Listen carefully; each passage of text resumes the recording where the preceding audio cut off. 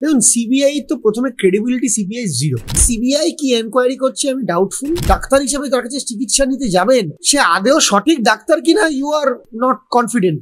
যেটা আইন, সেটা আইনের পথেই চলা উচিত।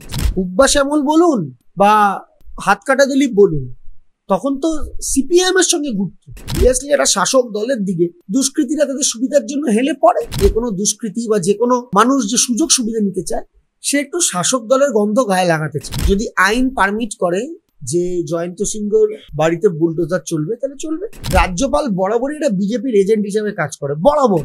এই দ্বন্দ্বের শেষ তখনই হবে যখন বিজেপি নামক দলটা ভারতবর্ষ থেকে উঠে যাবে। বৃহস্পতিবারে প্রশ্ন ফাঁস নিয়ে যেটি পরীক্ষা হয়েছিল, যে নিট ইউজি পরীক্ষার প্রশ্ন ফাঁস নিয়ে মামলা ছিল সুপ্রিম কোর্টে, এবং সেখানে সিবিআই তরফ থেকে একটি রিপোর্ট দেওয়া হয়, এবং সেই রিপোর্টে বলা হয় যে প্রশ্ন ফাঁস হয়েছে কিন্তু স্থানীয় স্তরে সমাজ মাধ্যমে ছড়ায়নি, কিন্তু দুর্নীতি তো হয়েছে। এই বিষয়ে দেখুন, সিবিআই তো প্রথমে ক্রেডিবিলিটি সিবিআই জিরো। এটা একটা বোকা বোকা কথা যে প্রশ্ন ফাঁস হয়েছে সামাজিক মাধ্যমে হয়ে গেছে, লোকাল স্তরে হয়েছে। একটা নিট পরীক্ষা তো কোনো বুনিয়াদী প্রাথমিক স্কুলের পরীক্ষা নয় যে মাস্টারমশাই গিয়ে আগের দিন সন্ধ্যাবেলা তার ছাত্রদের দিয়ে দিল। এটা সারা ভারতবর্ষ ব্যাপী পরীক্ষা এবং এনটিএ ন্যাশনাল টেস্টিং এজেন্সির পরীক্ষা। সেখান থেকে স্থানীয় স্তরে সামাজিক মাধ্যমে কি করে প্রশ্নপত্র লিক হয়, সেটা তো প্রশ্ন করতে হবে যে সামাজিক মাধ্যমে এটা তো স্থানীয় স্তরে থাকার কথা নয়, এটা তো এনটিএ এর। আমি তো আবার বলছি, এটা বিহারের কোনো গ্রামের বুনিয়াদী প্রাথমিক শিক্ষালয়ের হাফ-ইয়ারলি পরীক্ষার প্রশ্নপত্র নয়। তো স্বাভাবিকভাবেই সিবিআই কি এনকোয়ারি করছে আমি ডাউটফুল। আমাদের অলওয়েজ ডিমান্ড ছিল যে সিবিআই এর উপর নজরদারি রেখে এটা এনকোয়ারি করতে হবে। এই এনকোয়ারি প্রপার হচ্ছে না। আচ্ছা দাদা, তুমি নিজের ছাত্র সংগঠনের সঙ্গে যুক্ত আছো, তো এই মুহূর্তে যাদের পরীক্ষার সাথে এই কারচুপি হয়েছে তাদের কথা বাদ দিয়ে যারা নতুন পরীক্ষার জন্য প্রস্তুতি নিচ্ছে, তাদেরও তো ভবিষ্যৎ নিয়ে একটা প্রশ্ন এসে দাঁড়িয়েছে। নিশ্চিত, দেখুন, একটা তো নিশ্চিত ব্যাপার হচ্ছে যে নেট বলুন, নিট বলুন, নেটের ক্ষেত্রে আপনার রিসার্চ ফেলো বা প্রফেসর, আবার নিটের ক্ষেত্রে ডাক্তার। মানে আপনি যাকে ডাক্তার হিসেবে তার কাছে চিকিৎসা নিতে যাবেন, সে আদেও সঠিক ডাক্তার কিনা ইউ আর নট কনফিডেন্ট। তো সেক্ষেত্রে দাঁড়িয়ে একটা প্রশ্ন চিহ্ন তো থাকছে। এবং যারা আগামী দিন পরীক্ষা দিতে যাবে, তারাও তো ভাববে, যে গরিব মানুষ যারা পরীক্ষা দেবে তারা তো ভাববে যে যারা বড় লোক, যারা 6-7 লাখ টাকা দিয়ে প্রশ্নপত্র অলরেডি পেয়ে গেছে, তারা কি পেরে উঠবে তাদের সঙ্গে? যারা বড় লোকদের সঙ্গে গরিব মানুষরা কি পেরে উঠবে? আমার ধরা পড়েছে তো এবছর, কত বছর ধরে হচ্ছে কে জানে, নোবডি নোজ কত বছর ধরে এইটা। আমার ধারণা এটা একটা আনহোলি নেক্সাস, একটা বড় নেক্সাস, যে নেক্সাসটা ধরা পড়েছে এবং it's tip of the iceberg. আরো অনেক অনেক অনেক কিছু বার করার আছে এবং অনেক বড় রথি মহারথী কেন্দ্রীয় সরকারে আছে যারা এর পেছনে আছে। আচ্ছা, ইতিমধ্যে পশ্চিমবঙ্গের কথা যদি বলি, যে মাওবাদী অভিযোগে যিনি এখন বন্দী আছে অর্ণব দাম, তিনি তার পিএইচডি ইস্যুতে ইতিমধ্যে কুণাল ঘোষ সমর্থন করেছে এবং তিনি বলেছেন যে তাকে পিএইচডি করতে দেওয়া উচিত। এই বিষয়ে কি বলবেন? দেখুন, কুণাল ঘোষ এখানে ফ্যাক্টর না, ফ্যাক্টরটা হচ্ছে ইউজিসির নিয়ম আছে এবং সেই নিয়মের ভিত্তিতে দাঁড়িয়ে একজন কনভিক্ট, তিনি যদি জেলে কোনো পড়াশোনা করতে চান, তিনি যদি পিএইচডি করতে চান, রিসার্চ করতে চান, তিনি সেটা করতে পারেন। এখানে কুণাল ঘোষও বড় কথা না, কোহিনুর মজুমদারও বড় কথা না। এটা ইউজিসির নিয়ম এবং এই ইউজিসির নিয়মের ভিতরে সরকারকে যেরকম ডাইরেকশন হবে সেরকম করবে। দেখুন, একজন খুনি, তিনি একজন খুনি এবং খুনিকে তো শাস্তি পেতে হবে। সে শাস্তিটা আমি দিতে পারি না, আপনি দিতে পারেন না, শাস্তিটা তাকে কোর্ট দিয়েছে এবং কোর্টের নিয়ম বা দেশের সংবিধান বা দেশের আইন তাকে বলছে যে পিএইচডি সে করতে পারবে। তো দেশের আইনি ভাবে তখন তাকে সংশোধনাগারে তিনি আছেন, তিনি শাস্তি ভোগ করছেন এবং শাস্তির মধ্যে তিনি পিএইচডি করতে পারেন, নিয়মই বলে দিচ্ছে। আমার ধারণা এখানে কুণাল ঘোষ বা ব্রাত্য বসু আলাদা করে কোনো ফ্যাক্টর নেই। যেটা আইন, সেটা আইনের পথেই চলা উচিত। কিন্তু যেখানে আমরা দেখছি যে শাসক দলের সঙ্গে দুর্নীতি দুষ্কৃতির অভিযোগ বারবার বিরোধীরা তুলছে, সেই জায়গায় দাঁড়িয়ে কুণাল ঘোষের অর্ণব দামকে এই সাপোর্ট করা কোথাও কি দলের উপর প্রশ্ন? আমি আবার বলছি, অর্ণব দাম ইজ নট আ ফ্যাক্টর। এখানে কুণাল ঘোষটাও প্রশ্ন চিহ্ন নেই। অর্ণব দামকে কোর্ট সাজা শুনিয়েছে, অর্ণব দাম এখন সাজা ভোগ করছে এবং সে সাজার মধ্যে তিনি কোর্টকে অ্যাপিল করেছে, কোর্ট অ্যাকসেপ্ট করেছে, তার পিএইচডি হয়েছে, তিনি কোয়ালিফাইড হয়েছেন এবং কোর্টের এবং ইউজিসির নিয়মেই তিনি পিএইচডিটা করবেন। এতে অর্ণব বা কুণাল ঘোষ আলাদা করে নেই, ইটস এ ফান্ডামেন্টাল রুল, সে রুলের বেসিসে করবে।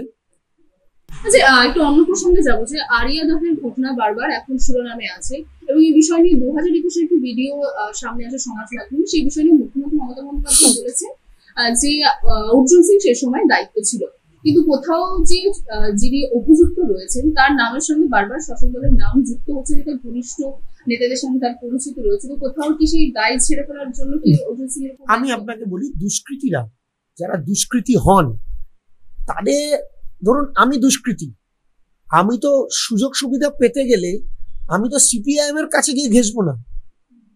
হাত কাটা দিলীপ কি তৃণমূলের সঙ্গে ঘুরতো সে সময়? হুব্বা শ্যামল কি তৃণমূলের সঙ্গে, কংগ্রেসের সঙ্গে, বিজেপির সঙ্গে ঘুরতো না। হুব্বা শ্যামল বলুন বা হাত কাটা দিলীপ বলুন, তখন তো সিপিআইএম এর সঙ্গে ঘুরতো, সিপিএম তো অ্যালাউ করতো, তারা জেলে যায়নি সিপিএম এর এমন। কিন্তু তৃণমূল কংগ্রেসের দিকে তো অবভিয়াসলি একটা শাসক দলের দিকে দুষ্কৃতীরা তাদের সুবিধার জন্য হেলে পড়ে, কিন্তু শাসক দল কি তাদের নিচ্ছে? উত্তর হচ্ছে না। কারণ কি, জয়ন্ত আগের বারও জেল খেটেছে, তাকে 6 বার পুলিশ গ্রেফতার করেছে। তো যদি শাসক দলেরই সে লোক হয় তাহলে তাকে 6 বার পুলিশ গ্রেফতার করবে কেন? 2021-এর একটা ভিডিও, সেটা যদি তখন কমপ্লেন হতো পুলিশ তখন অ্যারেস্ট করতো, এখন কমপ্লেন হয়েছে এখন পুলিশ অ্যারেস্ট করেছে, আইনের পথে চলেছে। এবার স্বাভাবিক একটা প্রবণতা থাকে যে কোনো দুষ্কৃতী বা যে কোনো মানুষ যে সুযোগ সুবিধা নিতে চায় সে একটু শাসক দলের গন্ধ গায়ে লাগাতে চায়। এবার ইম্পর্টেন্ট হচ্ছে শাসক দল তাকে অ্যাফিলিয়েট করছে কি। আমরা দেখেছিলাম হাতকাটা দিলীপের ক্ষেত্রে সিপিআইএম সেটা অ্যাফিলিয়েট করেছিল, জয়ন্তের ক্ষেত্রে তৃণমূল সেটা অ্যাফিলিয়েট করে। আচ্ছা, এই জয়ন্ত সিংহের নতুন তথ্য সামনে আসে, তার একটি 4 তলা বাড়ি আছে শ্বেতপাথরে এবং সেখানকার কামারহাটা পৌরসভা থেকে যিনি চেয়ারম্যান গোপাল শাহ তিনি বলেছেন তার অনুমোদনে এই বাড়ি তৈরি হয়নি। তাহলে কি যেভাবে হকার উচ্ছেদ কর্মসূচি বা যেভাবে ফুটপাত পরিষ্কার অভিযান চলছে, জয়ন্ত সিংহের বাড়িতে কি বুলডোজার চুক্তি পারে? দেখুন, এটা আইনের পথে চলবে। যদি আইন পারমিট করে যে জয়ন্ত সিংহর বাড়িতে বুলডোজার চলবে তাহলে চলবে, যদি আইন পারমিট না করে তাহলে চলবে না।